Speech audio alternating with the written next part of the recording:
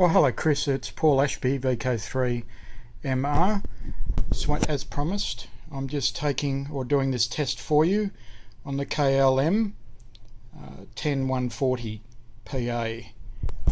Now for the purposes of this test, I have the bird watt meter in PEP mode, and the slug that I have is a 100 watt 100 to 250 for VHF. The radio, I don't have a SSB radio, but the guide is pretty much there. So on the left bank we have it set to power reading of low, and I can show you a current drain there.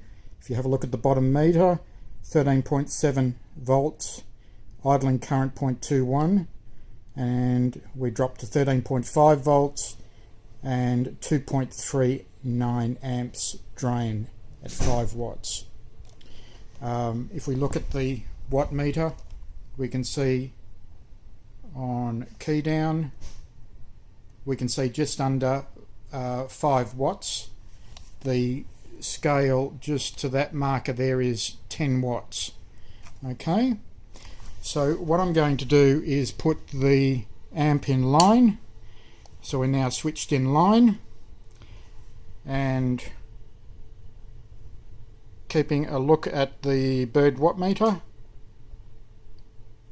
we see full scale deflection almost at 100 watts. It's about 98 watts. We can see right there on key down, and we can see that we're still drawing only 2.2 amps.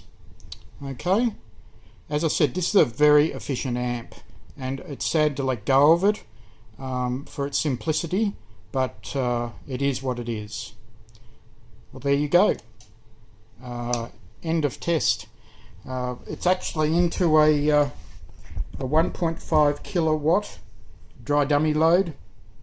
It's an MFJ, which is a 50 ohm resistor type, which is designed all the way from DC to pretty much to 600 megacycles. So there we go. That's the test done. One would expect on SSB with maybe 15 volts that you would be able to achieve easily 100 watts output at 5 watts input. This has been a very conservative test. It's been under what's required, and you can see the results for yourself. And thank you very much.